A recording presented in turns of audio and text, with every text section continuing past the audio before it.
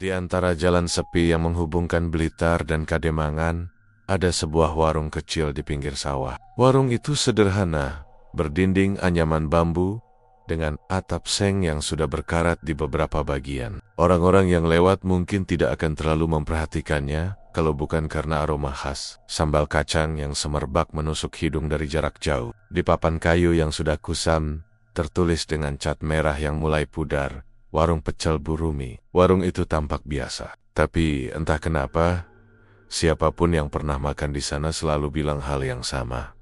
Pecelnya luar biasa enak, tidak seperti pecel kebanyakan. Sambalnya kental, sedikit pedas, dan punya aroma wangi daun jeruk yang khas. Orang-orang bilang, pecel Bu Rumi Eda Resonedo tidak cuma bikin kenyang, tapi juga bikin tenang. Sekaligus anehnya, bikin ingin datang lagi dan lagi. Setiap pagi, warung itu selalu buka tepat jam 5. Bahkan sebelum azan subuh terdengar, sudah ada cahaya redup dari lampu bohlam yang tergantung di depan. Dari jauh terlihat siluet seorang perempuan tua sedang menata piring-piring logam di meja panjang, ditemani suara serangga yang masih ramai bersahut-sahutan. Itulah Bu Rumi, perempuan berusia sekitar 60-an, bertubuh kurus, berkulit sawo matang, dan selalu memakai kebaya coklat muda yang sudah lusuh. Rambutnya disanggul sederhana, dan di lehernya tergantung kalung kecil dengan bandul berbentuk segitiga. "Pagi Bu," sapaan seperti itu hampir selalu terdengar dari pelanggan yang lewat pagi-pagi sekali. Bu Rumi biasanya hanya menjawab dengan senyum tipis, kadang diiringi anggukan kecil. Tidak banyak bicara, tapi gerak-geriknya halus dan sopan. Kalau orang ngobrol dengannya, suaranya lembut, seperti orang Jawa zaman dulu yang tutur katanya penuh tata krama. Tapi di balik kelembutan itu, ada sesuatu yang sulit dijelaskan. Tatapan matanya. Banyak orang bilang, mata Bu Rumi seperti kosong, seolah dia sedang melihat sesuatu yang tidak bisa dilihat orang lain. Kadang, waktu tidak ada pembeli, dia duduk diam di depan warung sambil memandangi sawah, dengan pandangan tajam ke kejauhan. Pernah ada anak kecil lewat dan iseng melambaikan tangan, tapi katanya Bu Rumi tidak menoleh, padahal jaraknya dekat sekali. Anak itu ketakutan karena merasa Bu Rumi melihat ke arah lain, seperti ada seseorang berdiri di sampingnya, padahal tak ada siapapun di sana. Yang membuat orang tambah heran, warung itu tidak pernah tutup. Siang buka, sore buka, malam pun buka. Bahkan saat malam Jumat, ketika kebanyakan orang di desa memilih diam di rumah karena takut gangguan makhluk halus, warung Bu Rumi justru tampak paling terang. Lampunya menyala, suara kompor masih berdesis, dan dari dapur terdengar suara piring yang disusun rapi seperti baru mau buka dagangan.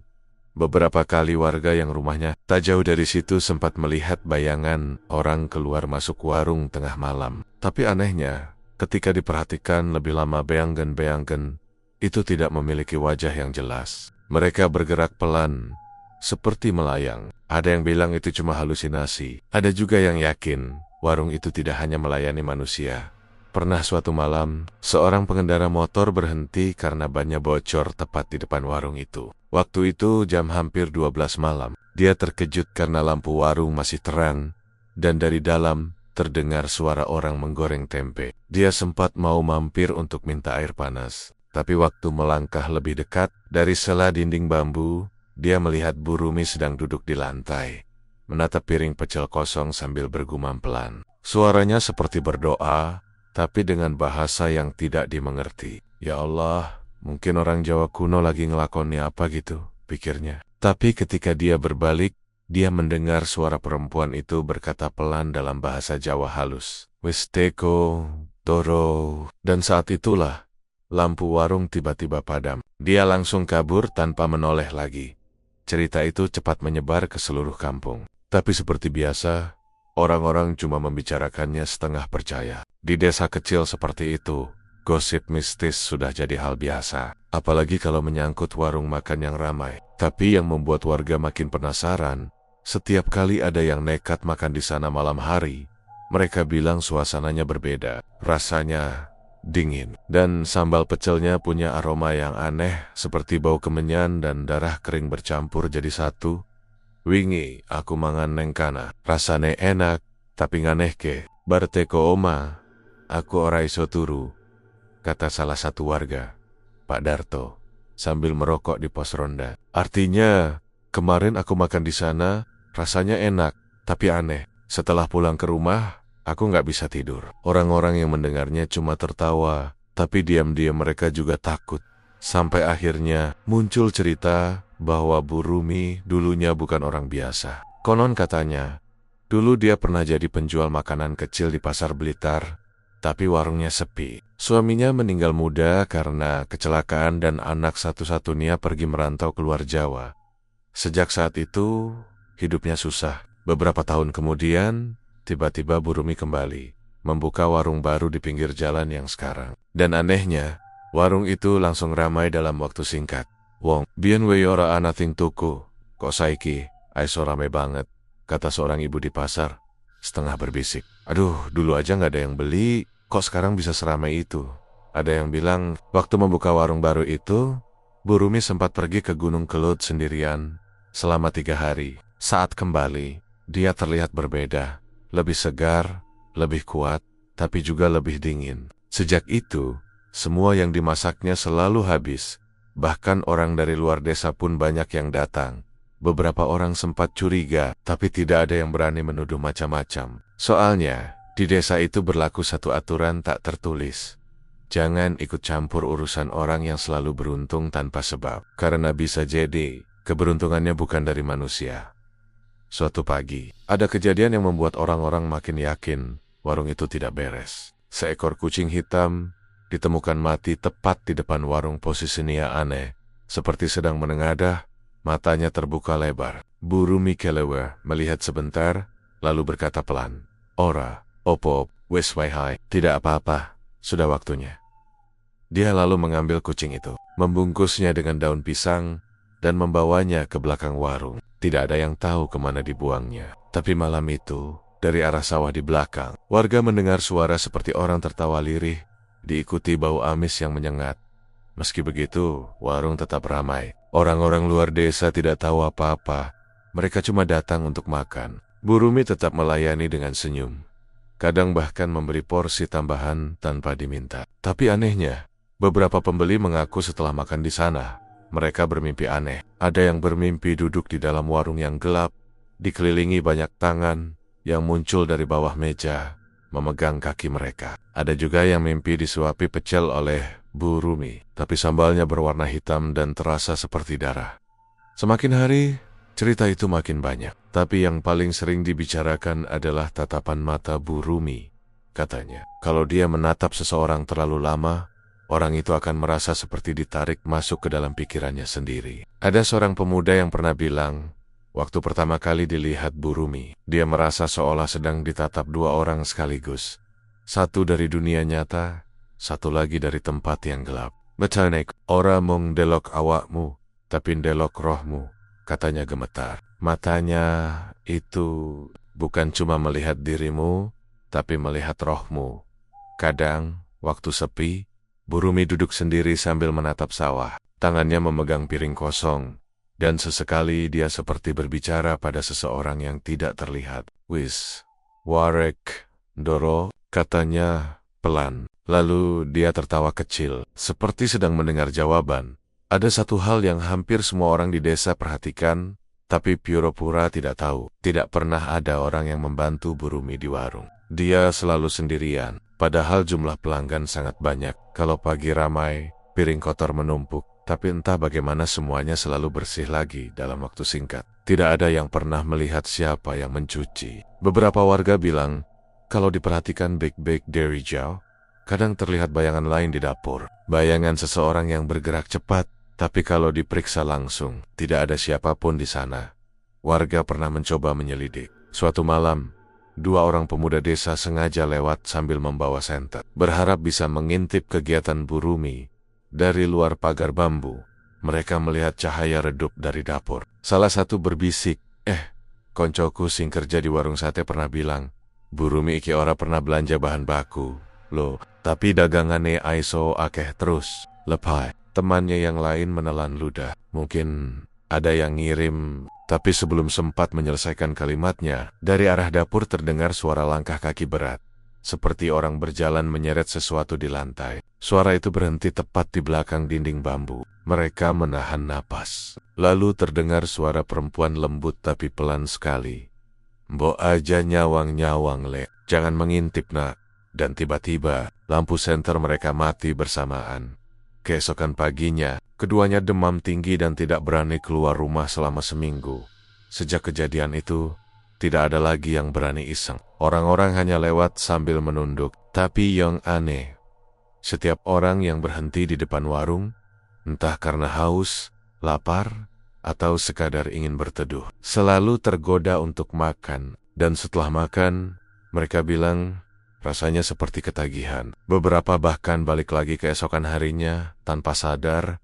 Warung pecel Bu Rumi tetap berdiri di pinggir jalan itu. Angin sore selalu membawa aroma sambal kacangnya ke seluruh desa. Anak-anak kecil dilarang main ke sana, tapi kadang mereka melihat sosok perempuan tua itu berdiri di depan, tersenyum lembut sambil melambai pelan. Senyum yang seharusnya hangat, tapi entah kenapa, membuat siapapun yang melihatnya merasa dingin sampai ke tulang. Dan di saat matahari mulai terbenam, ketika jalan itu mulai sepi dan kabut turun dari arah sawah, suara piring-piring yang disusun di dalam warung masih terdengar pelan. Tapi jika kamu berjalan cukup dekat, kamu akan mendengar satu hal lain. Suara seseorang berbisik lirih di antara desiran angin.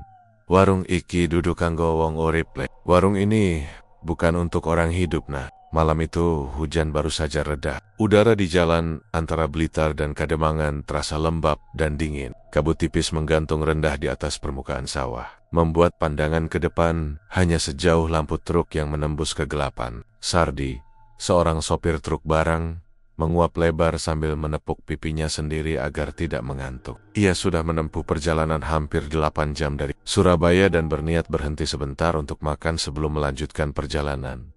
Di kejauhan, samar-samar terlihat cahaya kekuningan dari sebuah warung di pinggir jalan. Tulisan di papan kayunya masih bisa terbaca jelas meski catnya pudar. "Warung pecel Bu Rumi." Sardi mengernyitkan dahi. Ia merasa pernah mendengar nama itu dari temannya sesama sopir, tapi tak ingat pasti dalam konteks apa. Yang jelas, aroma bumbu kacang dan nasi hangat yang terbawa angin membuat perutnya langsung berbunyi keras. Ia meminggirkan truk dan mematikan mesin. Suara hujan yang tersisa berubah menjadi gemericik lembut di atap seng warung. Dari balik dinding bambu, terlihat cahaya lampu redup bergoyang, seolah tertiup angin. Sardi masuk sambil menyapa sopan. "Permisi, Bu, masih jualan nggak?" Dari balik meja, muncul sosok perempuan tua bersanggul, memakai kebaya coklat muda dan kain batik yang membungkus tubuhnya dengan rapi. Wajahnya tersenyum ramah, tapi matanya sedikit sayu. "Wah, kebenaran, Le. Pecele lagi anget iki," katanya dengan logat Jawa halus. "Beruntung sekali, nak. Pecelnya baru hangat ini." Sardi duduk di kursi kayu panjang. Ia memperhatikan sekeliling. Warung itu sederhana, tapi bersih. Ada beberapa piring logam tersusun di atas meja, dan di sudut warung ada kendi tanah liat berisi air minum. Angin malam berembus lembut lewat celah dinding, membawa aroma daun kemangi dan sambal kacang yang kuat. Bu Rumi dengan cekatan menyajikan sepiring pecel lengkap dengan rempeyek dan tempe goreng. Uap nasi masih mengepul. "Mangan sing akeh, Le," katanya. "Wis wengi, mending perut diisi sek. Makan yang banyak, nak. Sudah malam, isi perut dulu." Sardi tersenyum, mengucapkan terima kasih, lalu mulai makan. Rasanya memang luar biasa. Sambal kacangnya gurih, sedikit manis, dan pedasnya pas. Setiap suapan membuat tubuhnya terasa hangat. Tapi entah kenapa, di sela-sela kenikmatan itu, ada sesuatu yang ganjil. Ia merasa diamati. Awalnya ia pikir itu cuma perasaan karena sendirian di warung sepi. Tapi setelah beberapa menit, bulu kuduknya mulai berdiri. Ia menoleh pelan ke arah belakang. Di pojokan warung, di dekat tumpukan karung beras, terlihat bayangan hitam tinggi. Bentuknya samar. Tidak jelas apakah itu manusia atau sekadar pantulan dari lampu. Tapi bayangan itu tidak bergerak sama sekali. Sardi menelan ludah. Ia mencoba mengalihkan perhatian dengan makan lebih cepat. "Bu, kok Warins buka sampai malam gini ya?" tanyanya basa-basi. Bu Rumi tidak langsung menjawab. Ia masih sibuk mencuci piring di dapur belakang. Suaranya terdengar pelan dari balik dinding. Warung iki ora Nate sepile, rezeki ora kena ditolak. Warung ini tidak pernah sepi, nah. Rezeki tak boleh ditolak. Sardi mengangguk, meski sebenarnya kalimat itu membuat hatinya terasa aneh. Ada gema aneh di telinganya.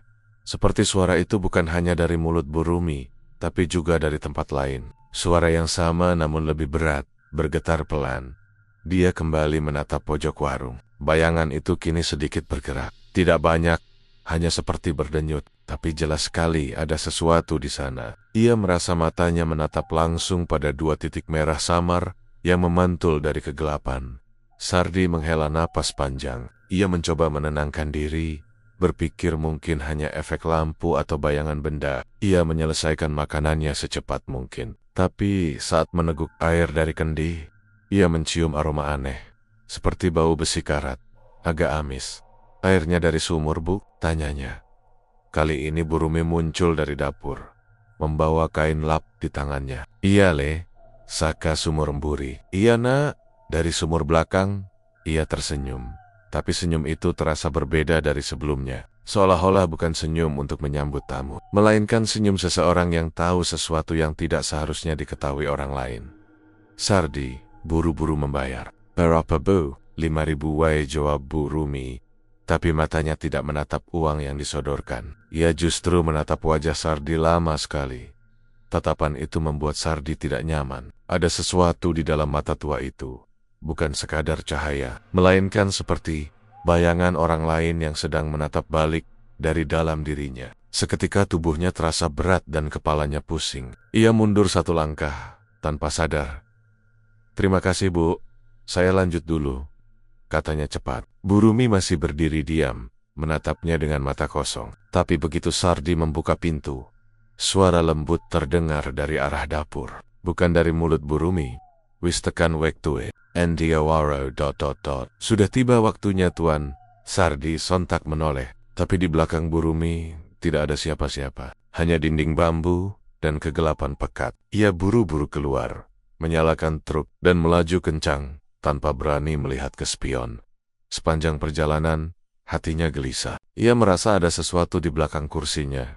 Seperti bayangan duduk dia memperhatikannya. Tapi setiap ia menoleh, tidak ada apapun. Ia memutar radio karis-karas, mencoba mengusir rasa takut. Begitu melewati perbatasan desa, hujan turun lagi. Wiper bekerja cepat, tapi jalanan licin. Sardi merasa matanya berat, tubuhnya lemas. Ia menepikan truk sebentar di dekat sawah terbuka. Angin berembus kencang, membuat suara daun padi berdesir seperti bisikan-bisikan kecil. Ia menarik napas panjang dan bersandar di kursi. Dari kaca depan yang mulai berembun, samar-samar terlihat bayangan seseorang berdiri di tengah jalan, menghadap ke arahnya. Tubuhnya kurus panjang, rambutnya menjuntai, dan wajahnya kosong. Sardi berkedip cepat, tapi sosok itu tidak hilang. Malah semakin jelas. Ia menyalakan mesin, tapi truk tidak mau menyala. Berkali-kali ia mencoba, tetap gagal. Lalu dari kaca spion, ia melihat sesuatu yang membuat darahnya membeku.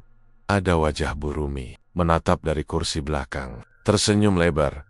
Ia menjerit, membuka pintu, dan melompat keluar ke tengah sawah yang becek. Dalam kepanikan, ia berlari tanpa arah. Sementara di belakang terdengar suara tawa perempuan tua, bergema panjang di antara petir yang menyambar langit malam. Keesokan harinya, sekitar jam 5 pagi, warga desa menemukan truk itu masih di pinggir jalan. Mesinnya hidup, lampu menyala, tapi kabin kosong. Tidak ada tanda perkelahian atau darah. Kunci masih tergantung di tempatnya. Polisi datang memeriksa, tapi hasilnya nihil. Di dalam truk, mereka hanya menemukan satu hal aneh. Piring pecel kosong yang sudah kering di atas dashboard. Tidak ada yang tahu bagaimana piring itu bisa ada di sana. Berita itu cepat menyebar. Sopir-sopir lain yang biasa lewat jalur itu langsung ketakutan. Ada yang bilang, sebelum menghilang, Sardi sempat mengirim pesan suara ke temannya lewat ponsel sekitar pukul 1 dini hari. Pesan itu pendek dan terpotong. Hanya terdengar napas berat dan kalimat lirih. Bro, nenek aku ora bali. Ojo lewat warung sing ono lampune kui. Bro, kalau aku nggak pulang, jangan lewat warung yang ada lampunya itu. Setelah itu, sinyal hilang. Ponselnya tidak pernah aktif lagi. Beberapa hari kemudian, truk itu dipindahkan ke kantor polisi. Tapi anehnya setiap malam, alarmnya berbunyi sendiri. Petugas yang berjaga mengaku mendengar suara perempuan berbisik dari dalam kabin, menyebut satu nama berulang kali, Sardi. Sardi, warga sekitar mulai resah. Mereka bilang sejak malam hilangnya Sardi, suasana di sekitar warung Burumi terasa lebih dingin. Kabut datang lebih cepat, dan dari arah warung sering terdengar suara seperti seseorang sedang mencuci piring, padahal tak ada pembeli. Dan pintu warung selalu tertutup rapat. Beberapa orang yang nekat lewat malam-malam mengaku melihat bayangan lelaki memakai jaket sopir duduk di bangku depan warung, makan sendirian. Tapi kalau didekati, sosok itu perlahan menghilang, meninggalkan piring kosong yang masih hangat. Ada satu kesaksian yang paling membuat merinding. Seorang pemuda desa, Seno, yang sering pulang malam dari ladang, bercerita bahwa ia pernah melihat sesuatu di belakang warung. Saat itu malam Jumat Kliwon, jalanan sepi dan hanya lampu warung Burumi yang menyala. Ia lewat pelan sambil mendorong sepeda. Tiba-tiba dari arah belakang warung, terdengar suara langkah kaki banyak orang, seperti sedang membawa sesuatu berat. Ia berhenti, mengintip dari sela bambu di sana. Ia melihat Burumi berdiri di dekat sumur tua, ditemani 3 sosok hitam tinggi besar. Di tanah di depannya, ada sesuatu yang dibungkus kain terpal. Seno tidak bisa melihat jelas, tapi kain itu basah dan merah di beberapa bagian. Burumi menunduk, menggumam pelan, "Wis rampung. Ndoro tumbale wis teka." "Sudah selesai, Tuan. Tumbalnya sudah datang." Seno langsung lari sekencang mungkin. Esok paginya, ia demam tinggi dan tidak bisa bicara selama 2 hari. Saat akhirnya bisa bicara, yang keluar dari mulutnya hanya satu kalimat berulang-ulang. "Ono truk, ono wong mangan pecel." Ada truk, ada orang makan pecel. Warga pun menghubungkan semuanya. Sardi, sopir yang hilang, dan ritual Burumi di belakang warung. Tapi seperti biasa, tidak ada yang berani menegur atau melapor. Mereka takut. Di desa itu, semua tahu bahwa menuduh seseorang melakukan pesugihan tanpa bukti bisa membawa petaka. Namun, setelah kejadian itu, banyak yang menghindari jalan tersebut, terutama malam hari, karena konon, di tengah kabut sekitar jam 2 pagi, sering terlihat truk berhenti di depan warung Burumi, dengan mesin menyala dan lampu depan berkelap-kelip. Kadang terdengar suara seseorang memanggil dari dalam kabin, "Bu, tambahi sambeleh." "Yo bu, tambahi sambalnya." Ya. Suara itu disusul dengan tawa lirih perempuan dari arah warung. Sampai sekarang, tak ada yang tahu kemana Sardi pergi. Tapi setiap kali hujan turun di malam sepi, suara mesin truknya terdengar samar dari kejauhan. Berhenti sebentar, lalu hilang di antara kabut. Dan siapapun yang kebetulan lewat pada saat itu, mereka semua bilang hal yang sama. Aroma sambal kacang dari warung Bu Rumi selalu muncul entah dari mana, membuat dada sesak dan tengkuk terasa dingin.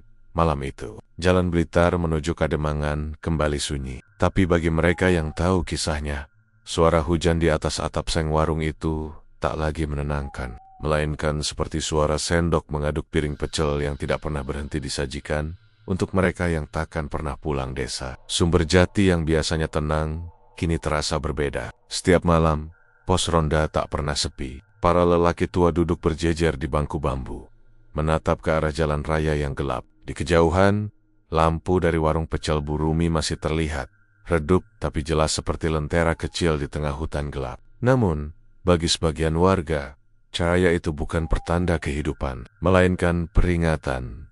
Desas-desus tentang hilangnya 3 orang mulai menyebar. Ada yang bilang mereka diculik perampok, ada juga yang menuduh makhluk halus. Tapi satu kesamaan dari cerita-cerita itu adalah semuanya makan di warung Bu Rumi sebelum menghilang.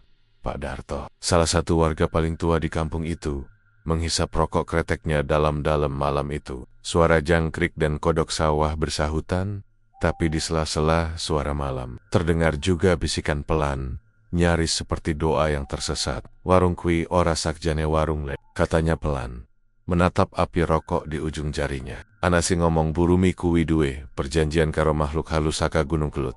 Dadi ora heran, nenek oren jora neit sepi. Wong sing tuku kae ora kabeh manungsa." Yang lain langsung menatapnya ngeri. Pak Darto dikenal tidak suka asal ngomong. apalagi soal hal-hal gaib. Biasanya dia tenang dan rasional, tapi malam itu wajahnya serius. "Lo, maksudmu piye?" tanya Pak Slamet, penjaga ronda yang duduk di sebelahnya. Pak Darto menatap ke arah warung di kejauhan. "Aku tahu weruh, macun wong-wong saka kono, ana sing langkah, orang injak lemah, kaya melayang." Mereka semua terdiam. Suara hembusan angin membuat daun jati di sekitar berdesir lembut, seperti bisikan dari sesuatu yang tidak terlihat. Beberapa warga memang sudah lama merasa ada yang aneh dengan warung itu. Salah satunya Bu Kasmi, yang rumahnya tak jauh dari lokasi. Ia sering bangun tengah malam karena mendengar suara orang ngobrol dari arah warung. Padahal jam sudah menunjukkan pukul 2 dini hari. Kadang ada tawa kecil perempuan, kadang suara kursi kayu bergeser, tapi begitu dilihat dari jendela tak ada siapapun di sana. Suatu malam, rasa penasarannya memuncak. Dengan senter kecil, Bu Kasmi mengintip dari balik jendela rumahnya yang menghadap ke jalan. Cahaya senter menembus sedikit kabut tipis malam itu, memperlihatkan siluet warung Bu Rumi. Ia melihat bayangan seseorang berdiri di depan warung. Tapi anehnya, bayangan itu tidak memiliki kepala. Tubuhnya bergerak seperti menunduk, lalu masuk ke dalam warung tanpa membuka pintu. Seketika, tangan Bu Kasmi gemetar, senter terjatuh. Ia langsung menutup tirai dan membaca doa berulang kali. Sejak malam itu, ia tak pernah berani melihat ke arah warung lagi. Keesokan harinya, warga kembali membicarakan kejadian itu di pos ronda. Tapi tetap saja, tak ada yang berani mendekat. Sebab, cerita lama masih diingat oleh orang-orang tua di sana. Sing nganggang Bu Rumi, ora bakal selamat. Dulu, waktu pertama kali warung itu buka sekitar 10 tahun yang lalu, sempat ada seorang pemuda yang mabuk menuduh Bu Rumi pakai penglaris. Ia teriak-teriak di depan warung, memaki dan menantang. Keesokan harinya, pemuda itu ditemukan di tepi sungai. Tubuhnya kaku dengan mulut terbuka lebar seolah ingin berteriak, tapi tak sempat. Setelah itu, tak ada lagi yang berani macam-macam. Bu Rumi sendiri dikenal sangat tertutup. Ia jarang bersosialisasi, jarang ikut acara warga, tapi selalu memberi sumbangan besar. Setiap kali desa mengadakan acara bersih-bersih makam atau selamatan desa. Aneh, tapi warga memilih diam karena mereka butuh uangnya. Malam itu, ketika obrolan di pos ronda makin panas, suara azan Isya dari kejauhan terdengar sayup. Pak Slamet berdehem pelan. "Ya wes, oh hedi, nek pancen bener Bu, Rumi duwe perjanjian, luwih becik awake di ora melu-melu. Sopo ngerti nenek sing rungokake iki ora monggo wake diu." Kalimat itu membuat semua orang terdiam. Angin malam berhembus lagi, membawa aroma tanah basah bercampur dengan sesuatu yang aneh seperti bau sambal kacang yang basi. Beberapa hari setelah itu, kejadian aneh kembali terjadi. Seorang petani bernama Paijo pulang larut malam dari sawah. Ia melewati jalan depan warung Bu Rumi. Dari jauh, ia melihat warung itu masih buka. Ia pikir mungkin bisa sekalian makan karena perutnya lapar. Tapi ketika ia mendekat, langkahnya terhenti. Dari sela pintu yang sedikit terbuka, ia melihat sosok Bu Rumi berdiri di depan meja, mengaduk sesuatu di cobek besar. Di belakangnya, terlihat bayangan hitam besar menjulang di dinding, seolah-olah sedang memperhatikan gerakannya. Paijo menatap lekat-lekat, mencoba memastikan. Tapi bayangan itu bergerak pelan, seperti sedang bernafas. Dan saat Bu Rumi berhenti mengaduk sambal, bayangan itu justru menunduk, seolah mencium aroma darah dari cobek itu. Paijo mundur beberapa langkah.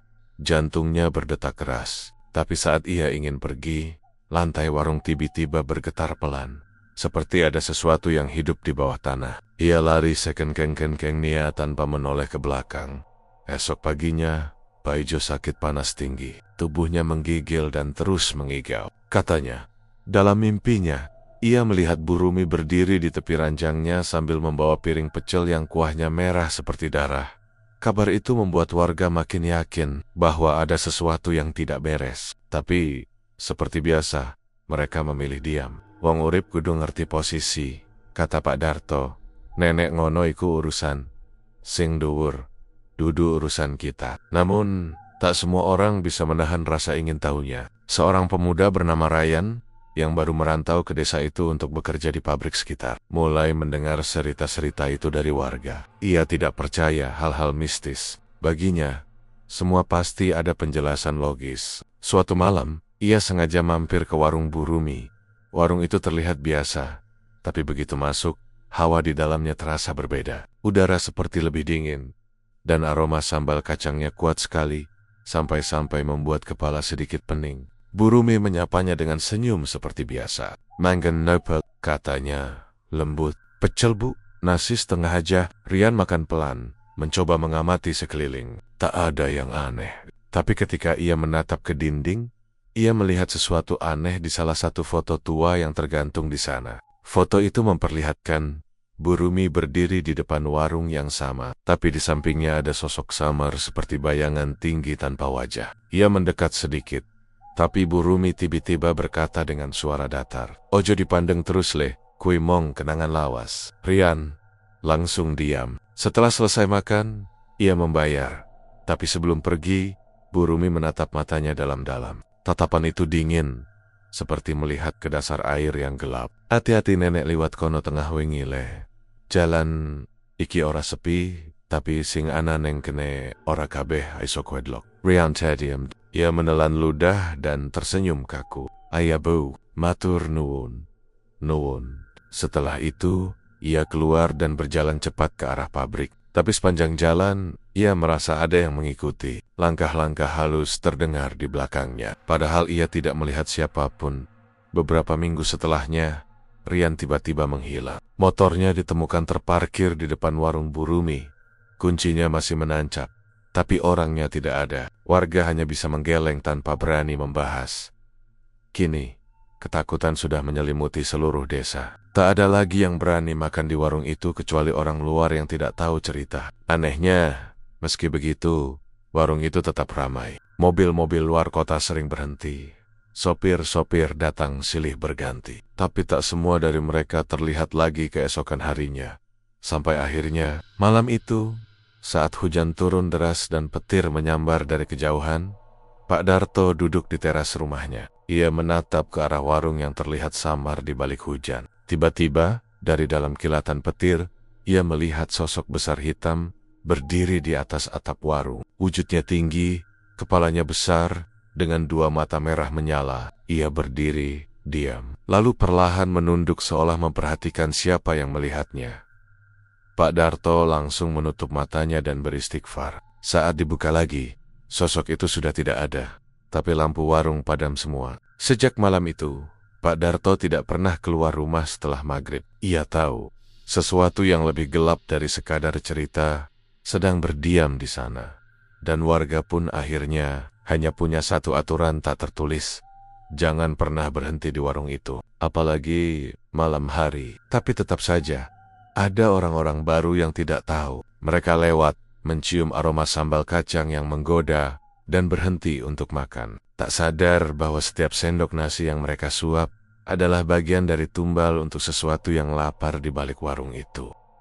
Hari itu matahari Blitar terasa terik sekali. Udara panas bercampur debu jalan membuat siapapun yang lewat pasti ingin cepat mencari tempat berteduh. Andin, seorang mahasiswi pariwisata semester akhir, sedang menelusuri jalan antar Kekometen dengan motornya. Ia sedang dalam masa magang di salah satu media lokal yang fokus membahas kuliner khas daerah. Tugasnya sederhana mencari makanan legendaris, mewawancarai pemiliknya, lalu menulis artikel ringan untuk konten media sosial. Salah satu tempat yang direkomendasikan oleh warga adalah Warung Pecel Bu Rumi, yang katanya sudah ada lebih dari 10 tahun dan rasanya nggak ada tandingannya. Banyak sopir luar kota yang sengaja mampir hanya untuk makan di situ. Tapi anehnya, setiap kali nama warung itu disebut, wajah orang-orang selalu berubah sedikit antara ragu dan tidak nyaman. Ada yang cuma menjawab singkat, "Iya, enak sih mbak." Tapi, ya, gimana ya? Warung itu agak beda. Andin tidak terlalu memikirkan kata beda itu. Ia sudah terbiasa mendengar cerita aneh dari warga ketika meliput kuliner daerah. Biasanya hanya mitos atau bumbu cerita supaya lebih menarik. Ketika sampai di lokasi, Andin sempat bingung karena warung itu terlihat biasa sekali, berdiri di pinggir jalan. Bangunannya dari papan kayu dan anyaman bambu dengan atap seng berkarat di beberapa sisi. Di depannya ada papan kayu bertuliskan Warung Pecel Bu Rumi, buka 24 jam. Tulisan itu sudah pudar, tapi masih bisa terbaca. Begitu masuk, Andin disambut aroma sambal kacang yang khas, gurih, dan pedas sekaligus. Di dalam warung ada 4 meja kayu panjang. Masing-masing sudah diisi beberapa pelanggan yang sedang makan dengan tenang. Tidak ada musik, tidak ada suara televisi, hanya suara sendok bertemu piring, dan sesekali dengungan lalat di dekat wadah kerupuk. Seorang perempuan paruh baya dengan rambut disanggul rapi menyambutnya. Dialah Bu Rumi. Senyumnya ramah. Tapi entah kenapa Andin merasa ada yang sedikit aneh pada matanya seperti kosong. Namun dalam tatapannya menembus, seolah bisa membaca isi kepala orang. Sendirian, Du? Tanya Bu Rumi, lembut. Iya Bu, saya dari media kuliner. Mau izin liputan sedikit, boleh ya? Oh, liputan. Ya Bo, tapi jangan lama-lama. Ya, aku ora senang di foto-foto akeh-akeh. Jawab Bu Rumi sambil tersenyum kecil. Andin mengangguk dan mulai mengambil beberapa foto warung itu. Ia mengatur kamera HP Nia, memotret sudut meja, piring pecel, dan pelanggan yang sedang makan. Tapi saat ia mengarahkan kamera ke bagian belakang warung, ke arah dapur, layar HP-nya tiba-tiba gelap. Loh, gumamnya pelan. Ia coba tekan tombol power, tapi tak ada respon. Baterainya masih 70%. Tapi ponsel itu bener-bener mati total. Bu Rumi menoleh sekilas dari balik meja, sambil tetap menatap piring. Kau mau open? Tanyanya datar. Cuman bagian dapur Bu. Biar kelihatan suasana warungnya aja. Bu Rumi menatapnya beberapa detik, lalu tersenyum lagi. Enggono yo, tapi ojo motret sing jero banget. Ora apik nenek melebu pawon wong. Mbah-mbah bian ora seneng. Katanya ora sopan. Nada bicaranya lembut, tapi ada sesuatu di balik kalimat itu yang membuat Andin merasa tak enak. Ia mengangguk cepat. Iya Bu, maaf, nggak tahu. Untuk mengalihkan suasana, Andin memesan seporsi pecel. Saat piring datang, aroma sambalnya begitu kuat sampai membuat perutnya langsung lapar. Warna kuah kacangnya lebih gelap dari pecel biasa. Agak kemerahan seperti dicampur sesuatu, mungkin cabai hitam atau rempah rahasia, pikirnya. Rasanya luar biasa, pedas, gurih, dan ada sensasi getir di akhir suapan. Tapi entah kenapa, setiap kali menelan, tenggorokannya terasa perih sedikit. Pecelnya pakai resep turun-temurun ya Bu? Tanya Andin sambil makan. Iya, resep lawas. Sakasimbah, jawab Bu Rumi sambil tersenyum kecil. Tapi ora kabeh wong iso ngegawe rasane pas, kudu ana sing nuntun. Yang nuntun? Andin mengerutkan dahi. Bu Rumi hanya terkekeh. Enggono kersane Gusti, nek dikersake laris, yo laris. Andin ikut tertawa kecil meski tidak benar-benar mengerti. Setelah selesai makan, ia ingin memotret bagian luar warung. Saat melangkah keluar, ia mencium sesuatu aneh dari arah belakang. Bau amis seperti darah bercampur bunga melati yang sangat tajam. Penasaran, ia menengok ke arah dapur lewat celah papan. Di dalam, ia melihat lantai dapur sedikit basah, dan di pojokan tampak kendi tanah liat besar dengan tutup kain merah. Dari bawah kendi itu menetes cairan merah pekat ke lantai. Andin spontan mundur. Ia berusaha meyakinkan diri bahwa itu hanya bumbu dapur atau pewarna alami. Tapi hatinya berkata lain. Malamnya, di kos, Andin mencoba menyalakan kembali HP-nya. Ajaib, kali ini menyala. Tapi ketika membuka galeri, ia menemukan satu foto yang tak pernah ia ambil. Gambar bagian belakang warung dengan bayangan hitam berdiri di dekat kendi merah itu. Bentuknya tinggi, ramping, dan tanpa wajah. Andin menatap layar lama sekali. Ia mencoba berpikir logis, mungkin efek cahaya, mungkin kesalahan kamera. Tapi semakin dilihat, bayangan itu tampak terlalu jelas untuk disebut kebetulan. Ia mencoba menghapusnya, tapi file itu tidak bisa dihapus. Muncul notifikasi aneh bertuliskan file is in use. Keesokan harinya, ia kembali ke lokasi dengan alasan ingin wawancara singkat lagi. Ia membawa kamera baru, bukan ponsel. Saat tiba, warung terlihat lebih sepi. Hanya ada 2 pelanggan. Bu Rumi duduk di bangku dekat dapur sambil menumbuk sambal dengan cobek batu besar. Gerakannya lambat, tapi ritmis, dak-dak, seperti dentuman halus yang menembus dada. Bu, saya mau tanya sedikit soal sejarah warung ini, kata Andin sambil membuka buku catatan. Oh, sejarah. Bu Rumi menatapnya lama, senyumnya tipis. Dadi ngene, Nduk, warung iki wis ana sakdurunge aku lahir. simbahku, sing, mi, wite. Dulu, zaman Jepang, akeh wong keluwen, simbah ngawa panganan. Nguripna wong-wong, tapi sakjane, sing diuripka, ora mong wong. Nada suaranya berat, perlahan, tapi menekan. Andin menulis cepat, tapi tiba-tiba Burumi menghentikan ucapannya dan menatapnya tajam. Kowe yakin pengen ngerti kabeh, Nduk? Andin ge, iya, Bu, kalau boleh, enjono ya, tapi eling, ora kabeh sing katon iku sakjane urip. Kadang sing ngegawe urip, justru sing ora katon. Suasana mendadak hening, angin lewat membawa bau melati yang samar. Dari dapur, terdengar suara kendi bergeser sendiri. Andin menutup buku dan pamit dengan sopan. Ia merasa jantungnya berdebar cepat. Ketika berjalan menuju motor, ia menoleh sebentar. Burumi masih di tempat yang sama, tapi kini menatap ke arahnya tanpa senyum. Matanya memerah seperti menahan sesuatu. Beberapa hari kemudian, Andin kembali ke kantor magangnya dan menceritakan pengalaman itu kepada seniornya. Tapi mereka justru tertawa, menganggapnya berlebihan. Mungkin kamu kecapekan, udara panas bisa bikin halu, kata salah satu dari mereka. Namun Andin tidak bisa melupakan bau amis itu. Ia memutuskan mencari tahu sendiri. Malam itu, ia kembali ke warung, diam-diam. Ia menunggu dari seberang jalan, bersembunyi di balik pohon jati. Waktu sudah menunjukkan pukul 11 malam. Lampu warung masih menyala. Tak ada pelanggan. Tapi dari dalam, terdengar suara seperti orang sedang menyiapkan makanan. Sekitar setengah jam kemudian, ia melihat sesuatu yang membuatnya menahan napas. Dari arah belakang warung, muncul 3 sosok seperti manusia berpakaian putih lusuh, berjalan perlahan menuju pintu dapur. Tapi langkah mereka aneh, tidak menapak tanah, melainkan melayang sedikit. Mereka masuk ke dalam, dan pintu menutup sendiri.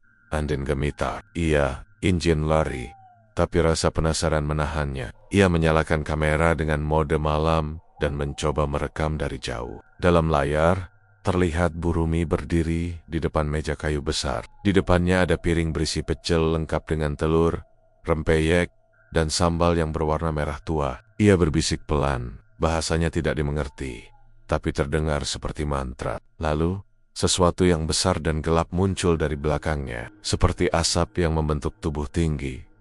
Suara Burumi berubah berat, hampir tidak seperti manusia.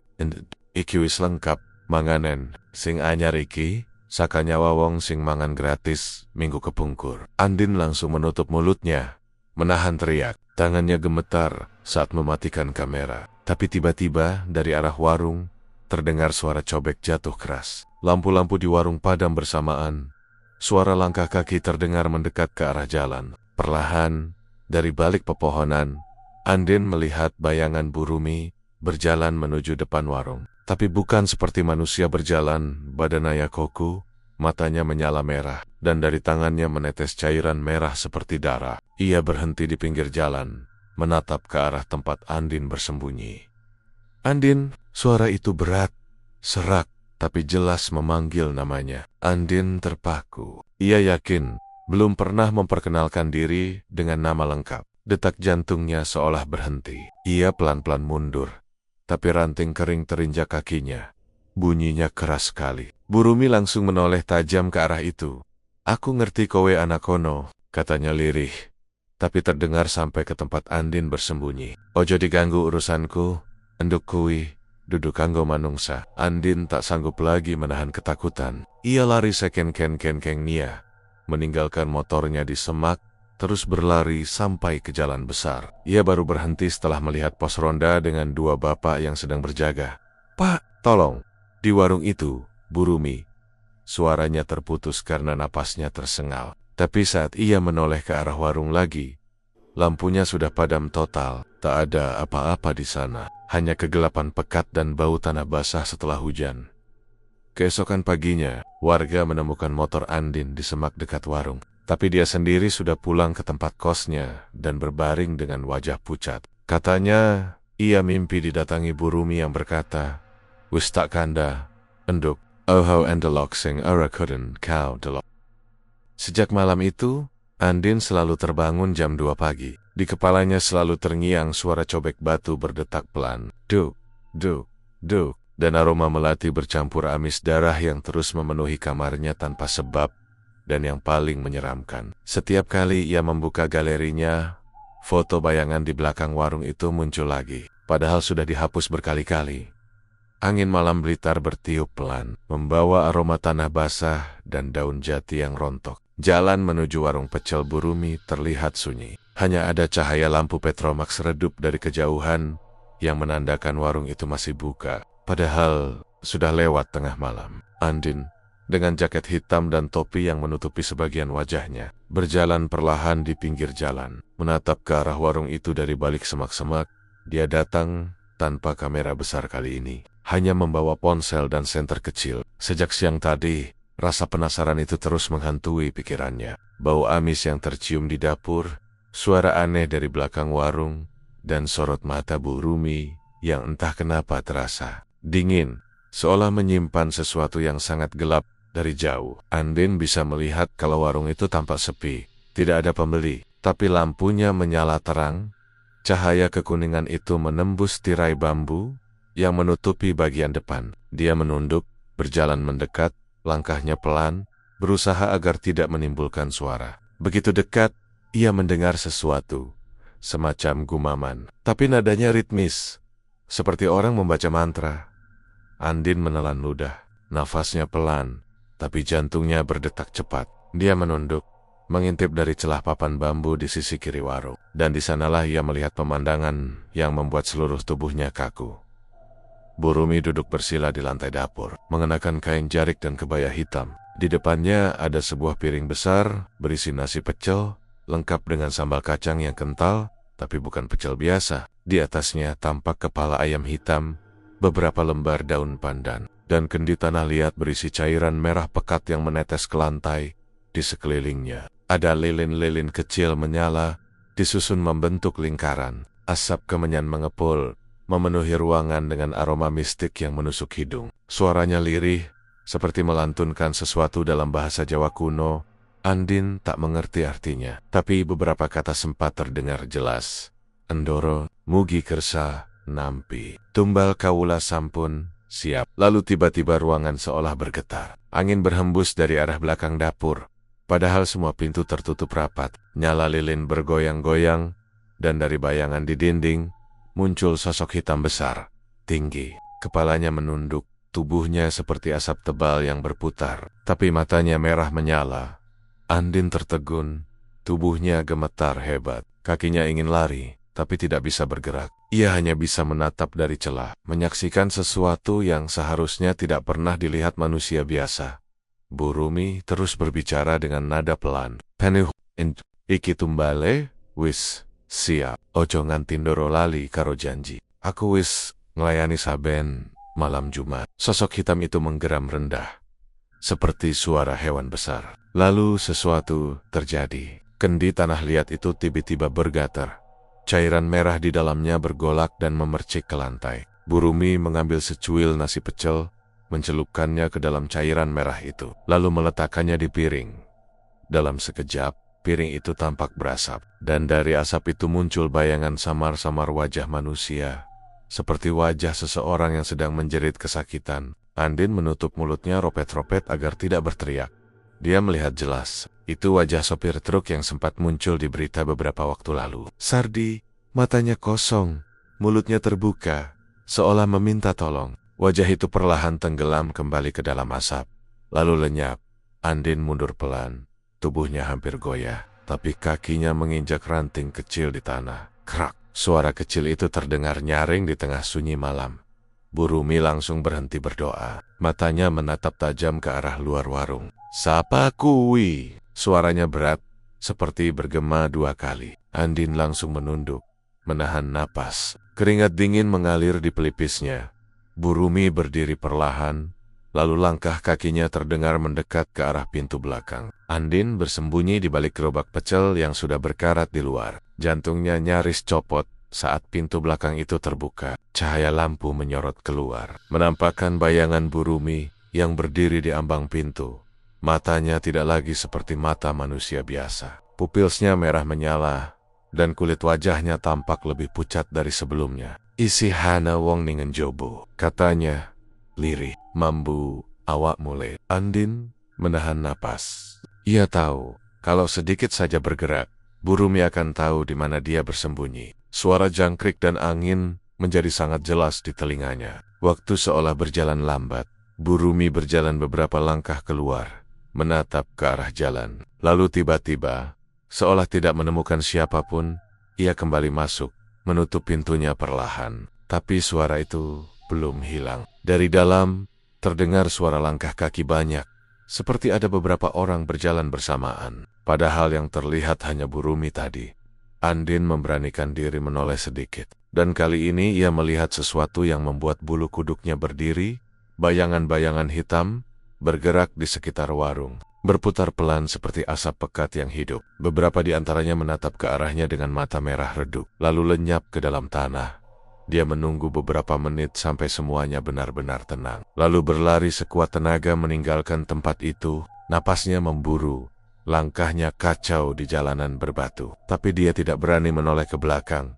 Setibanya di kos, Andin langsung mengunci pintu dan mematikan lampu. Badannya gemetar, tangannya dingin. Ia membuka ponselnya, mencoba memutar video yang sempat ia rekam diam-diam dari celah tadi. Tapi anehnya, file itu rusak. Layar ponselnya hanya menampilkan gambar berwarna merah gelap dengan suara dengungan aneh.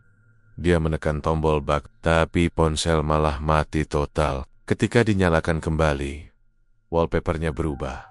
Kini menampilkan foto wajah Burumi sedang tersenyum. Padahal Andin tidak pernah memotretnya dari dekat. Ya Allah, bisiknya pelan, nyaris tak terdengar. Malam itu, Andin tidak bisa tidur. Setiap kali memejamkan mata, ia mendengar suara bisikan lirih, seperti yang ia dengar di warung tadi. Iki tumbale wis siap. Dan yang lebih mengerikan, di sudut kamarnya, tampak noda merah seperti bekas cipratan cairan dari kendi tanah liat itu. Padahal, dia tidak membawa apapun dari warung pagi harinya. Andin bergegas pergi dari kos, langsung menuju tempat kos temannya, mencoba menenangkan diri. Tapi sepanjang perjalanan, ia merasa seperti diikuti. Di kaca spion motor, kadang tampak bayangan perempuan berkebaya hitam berdiri di pinggir jalan, menatap ke arahnya tanpa ekspresi. Beberapa hari kemudian, Andin mencoba kembali ke lokasi warung bersama seorang teman, sekadar memastikan apa yang ia lihat malam itu bukan halusinasi. Tapi saat mereka sampai di sana, yang mereka temukan hanyalah tanah kosong dengan sisa pondasi yang hangus. Tidak ada tanda-tanda warung pernah berdiri di situ. Andin, yakin iki tempatnya? Tanya temannya dengan suara pelan. Andin mengangguk lemah. Wajahnya pucat. Aku di sini, persis di sini. Angin bertiup pelan, membawa aroma melati samar-samar. Dari keyohan, terdengar suara perempuan tertawa lirih, menggema pelan di antara pepohonan. Andin menatap tanah itu lama sekali, lalu berbisik, Burumi, jenengan, sakjane sopo? Namun hanya ada keheningan yang menjawab. Dan di saat itulah, dari tanah yang hangus itu, muncul titik merah kecil berkilat, seperti sepasang mata yang mengintip dari bawah tanah. Andin mundur pelan, wajahnya pucat pasi. Ia baru sadar satu hal, ritual Burumi mungkin belum berakhir. Dan bisa jadi, setelah malam itu, justru dirinya lah yang menjadi bagian dari tumbal berikutnya. Angin kembali berhembus, suara lirih terdengar di telinganya. Iki tumbale wis siap. Lalu semuanya berubah gelap. Udara dini hari itu begitu dingin menusuk tulang, tapi tubuh Andin basah oleh keringat dingin. Nafasnya memburu, jantungnya seperti mau meledak. Ia berlari tanpa menoleh ke belakang, hanya satu hal di kepalanya, pergi sejauh mungkin dari warung itu. Di belakangnya, suara bisikan itu terus mengikuti, seperti dibawa oleh angin malam. Andi Iin, Andi I. Suaranya tidak hanya satu, tapi banyak, bertumpuk-tumpuk, seperti ratusan mulut berbisik dari segala arah. Andin hampir kehilangan keseimbangan ketika menabrak pagar bambu di pinggir jalan, namun ia tetap berlari. Ranting-ranting kering mencambuk wajahnya, tapi ia tidak peduli. Di pikirannya hanya ada satu rasa, takut, sampai akhirnya ia melihat cahaya lampu jalan di kejauhan. Nafasnya semakin cepat, langkahnya makin kacau. Ketika ia menoleh sekilas ke belakang, matanya membelalak. Di kejauhan, dari arah warung,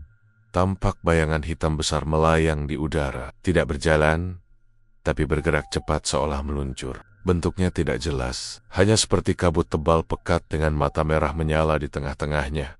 Andin hampir menjerit. Ia berlari makin kencang, hingga lututnya nyaris goyah. Sepatunya terlepas satu, tapi ia tidak berhenti. Sampai akhirnya ia tiba di rumah kosnya, menutup pintu dengan keras, mengunci semua jendela, lalu menjatuhkan diri di lantai.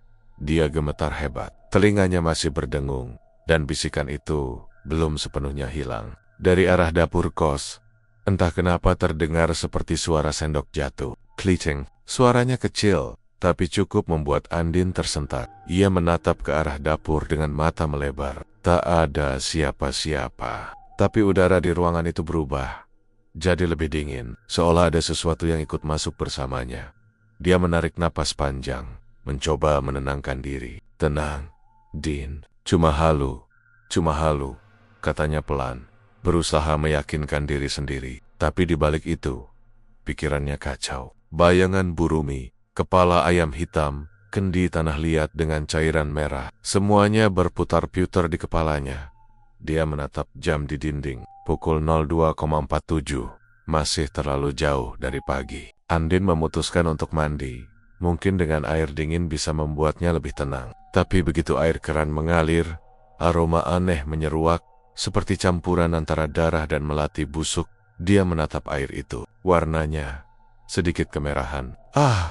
Mungkin karatan, pikirnya cepat, berusaha menenangkan diri. Tapi ketika ia mengangkat gayung, di dasar ember terlihat sesuatu yang seperti rambut, rambut panjang, hitam, melingkar seperti ular. Andin menjatuhkan gayungnya, mundur ketakutan. Astagfirullah, gumamnya. Terbata, ia menatap ember itu lagi, tapi rambut itu sudah hilang, lenyap begitu saja. Ia mundur pelan, tubuhnya gemetar. Saat itu, dari cermin kecil di dinding kamar mandi, ia melihat pantulan seseorang berdiri di belakangnya. Perempuan berkebaya hitam dengan mata kosong, tersenyum samar. Andin menoleh cepat, tapi tak ada siapa-siapa. Cermin itu retak pelan dengan bunyi krek, krek, membentuk garis seperti tangan yang mencakar dari dalam. Ia langsung keluar kamar mandi dan menutup pintunya keras-keras. Seluruh tubuhnya kini lemas. Ia jatuh terduduk di lantai, menangis tanpa suara. Aku salah. Aku nggak seharusnya lihat itu, katanya lirih. Malam itu ia tidak berani tidur, tapi ketika mata mulai berat, ia tanpa sadar tertidur dalam posisi duduk di lantai. Dalam mimpinya, ia kembali berada di warung Burumi. Tapi kali ini, bukan dari luar. Ia duduk di salah satu kursi, di depan piring pecel, di sekelilingnya. Semua pelanggan diam, menunduk, tidak bergerak, wajahnya pucat seperti patung. Di dapur, Burumi berdiri membelakanginya, sedang menyiapkan sesuatu. Lah kok sepi, Bu? Tanya Andin dalam mimpinya. Burumi menoleh perlahan. Senyumnya kaku, matanya merah seperti bara. Ora sepi, lah kabeh wong kene lagi mangan, karon jenengan. Andin menatap piringnya, dan darahnya seolah berhenti mengalir. Di piring itu bukan pecel, tapi potongan jari manusia bercampur sambal kacang merah pekat. Di antara potongan itu, tampak sepotong kuku panjang dengan cat merah yang belum pudar. Andin menjerit, tapi suaranya tak keluar. Burumi mendekat, membawa kendi tanah liat yang meneteskan cairan merah.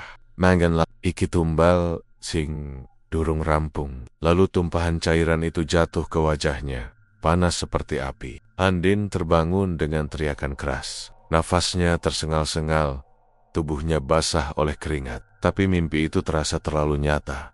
Dia meraba wajahnya, dan darahnya seperti berhenti mengalir. Tangannya berlumuran sesuatu yang lengket dan berwarna merah tua. Ia langsung ke kamar mandi, menyalakan lampu, dan benar, di wajahnya ada bercak merah. Tapi anehnya, bercak itu tidak bisa hilang. Meskipun ia gosok berkali-kali, 3 hari setelah malam itu, Andin jatuh sakit. Tubuhnya panas tinggi, matanya sayu, dan setiap tidur, ia selalu bermimpi hal yang sama. Makan pecel dengan sambal darah. Dalam mimpi itu, selalu ada suara yang berbisik di telinganya. Wiswaya hele, tumbalmu diterima. Di hari ketiga, suhu tubuhnya naik drastis. Teman kosnya, Rina, panik dan memanggil warga. Mereka mencoba membawanya ke rumah sakit, tapi Andin menolak. Jangan. Tolong jangan bawa aku lewat jalan arah selatan, katanya, terbata-bata. Di sana ada dia. Rina bingung, tapi mengiyakan. Saat malam tiba, suhu tubuh Andin menurun, namun matanya tetap terbuka. Ia menatap lenggit-lenggit dengan pandangan kosong. Di pojok kamar, kemenyan terbakar sendiri. Meskipun tidak ada yang menyalakan, Rina yang ketakutan mencoba mematikan lampu dan tidur di kamar sebelah. Tapi sekitar pukul 2 pagi, ia terbangun karena mendengar suara aneh dari kamar Andin. Suara kunyahan, cekrek, cekrek, seperti seseorang sedang makan. Dengan tubuh gemetar, Rina mendekat dan membuka sedikit pintu kamar. Ia menahan napas. Andin duduk di lantai, menunduk. Di depannya ada piring kosong, tapi di tangannya ada sesuatu yang tampak seperti potongan daging mentah. Din, panggil Rina pelan. Andin menoleh perlahan. Wajahnya pucat, matanya merah menyala. Di sudut bibirnya ada darah menetes. Bu Rumi, Wes, Teko, katanya pelan. Suaranya seperti bukan miliknya. Rina menjerit dan berlari keluar kamar, memanggil warga. Tapi ketika mereka datang, Andin sudah tak ada di dalam kamar. Hanya piring pecel tergeletak di lantai, berisi nasi yang sudah menghitam dan sambal yang berbau amis menyengat. Di lantai kamar ada tulisan samar, seperti ditulis dengan jari yang berlumur darah. Ndoro, tumbale wis lengkap. Sejak malam itu, tidak ada yang melihat Andin lagi. Tapi beberapa warga mengaku, setiap malam Jumat Kliwon, mereka melihat seorang anak muda duduk sendirian di pinggir jalan arah selatan Blitar, mengenakan jaket hitam, menatap kosong ke arah tanah kosong tempat warung pecel itu dulu berdiri. Dan kadang, kalau diperhatikan baik-baik, di sampingnya ada seorang perempuan berkebaya hitam yang tersenyum pelan sambil berkata, "Wis, rampung le." Angin berhembus pelan malam itu, membawa aroma melati dan sambal kacang yang entah dari mana asalnya.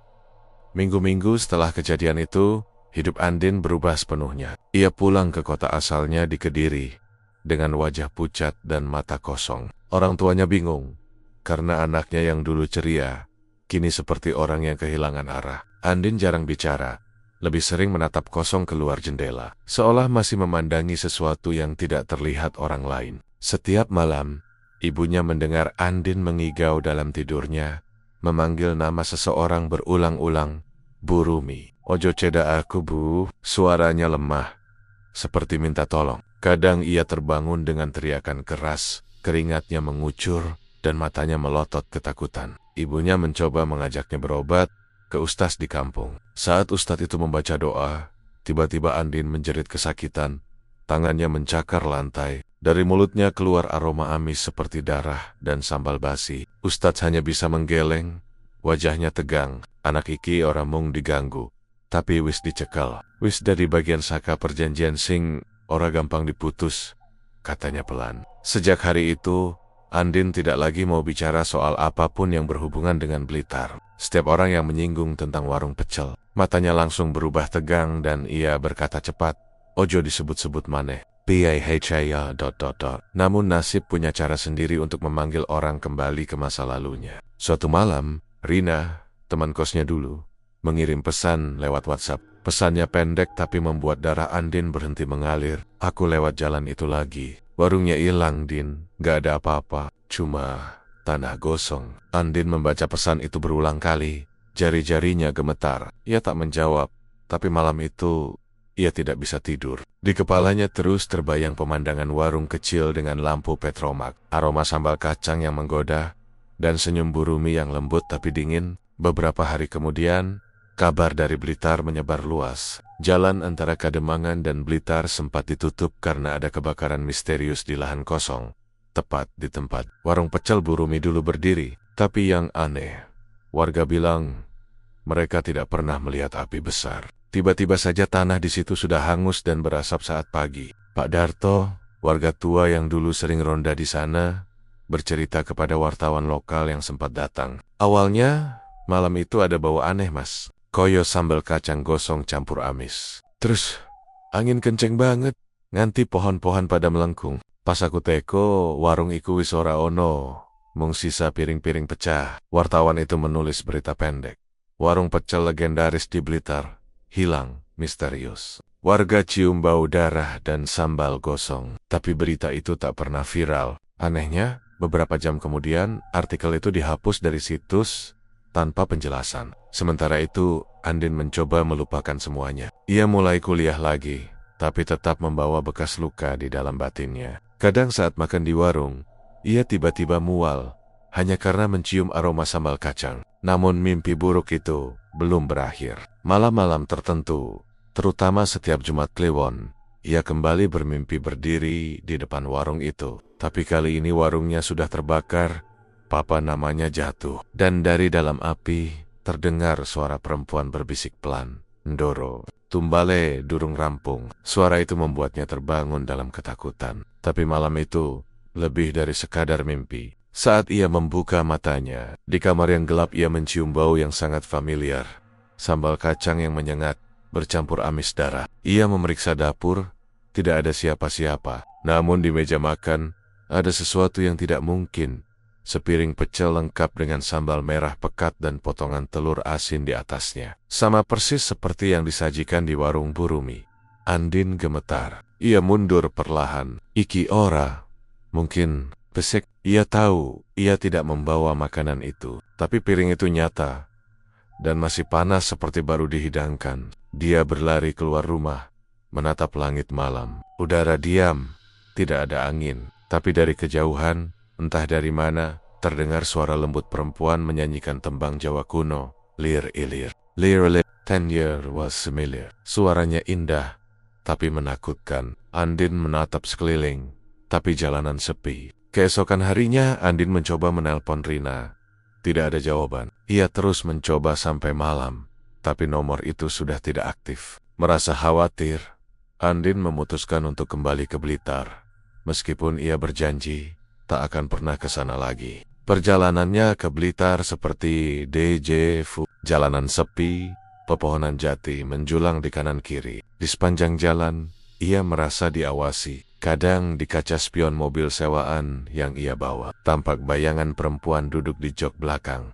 Tapi setiap ia menoleh, kursinya kosong. Ketika sampai di tempat yang dulu menjadi warung pecel Burumi, ia berhenti. Benar kata Rina, yang tersisa hanya tanah gosong dan beberapa pecahan piring yang sudah menghitam. Rumput di sekitarnya tidak tumbuh, dan bau aneh masih tercium di udara. Perpaduan sambal kacang, darah, dan melati busuk. Andin jongkok, mengambil satu pecahan piring. Di bagian belakangnya masih ada tulisan kecil dengan spidol. Warung pecel Burumi, sejak 1997. Ia menatap tulisan itu lama sekali. Bu, Rumi, suaranya gemetar. Kenapa aku masih harus ngalami iki kabeh? Tiba-tiba tanah di bawah kakinya bergetar pelan. Seperti ada sesuatu yang hidup di bawah sana. Dari celah tanah hitam itu, keluar asap putih tipis. Disusul suara sendok mengaduk sesuatu. Kring, kring, kring. Andin menatap sekitar dengan panik. Ora. Mungkin ia mundur.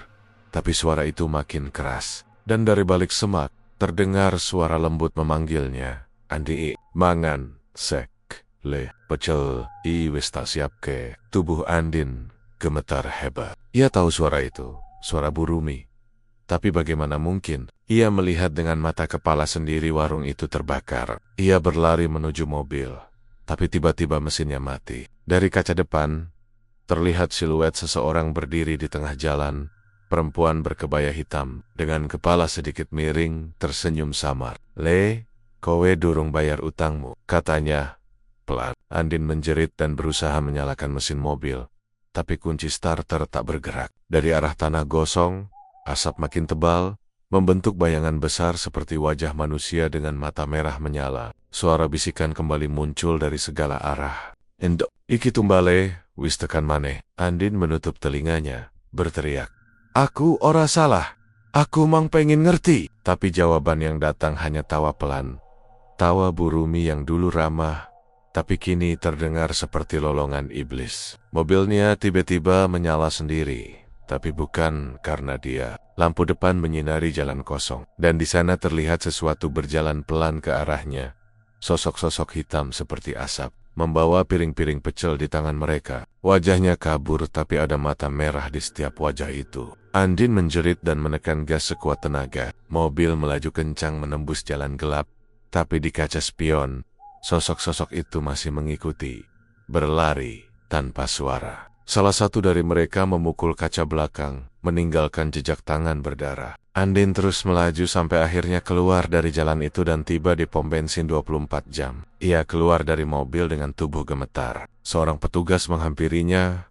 Wajahnya bingung melihat Andin pucat dan berkeringat. "Mas, enggak apa-apa?" tanyanya. Andin mengangguk cepat.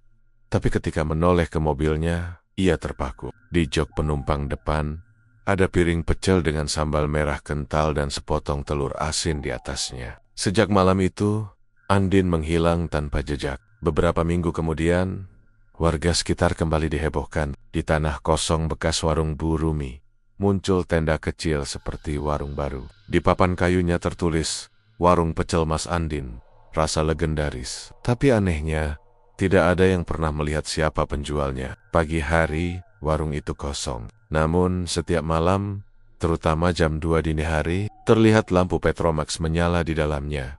Dan dari kejauhan, terdengar suara sendok mengaduk pecel perlahan. Warga yang nekat berhenti di sana mengaku mencium bau sambal kacang bercampur amis darah. Dan kalau diperhatikan baik-baik, di dalam warung itu terlihat siluet dua orang.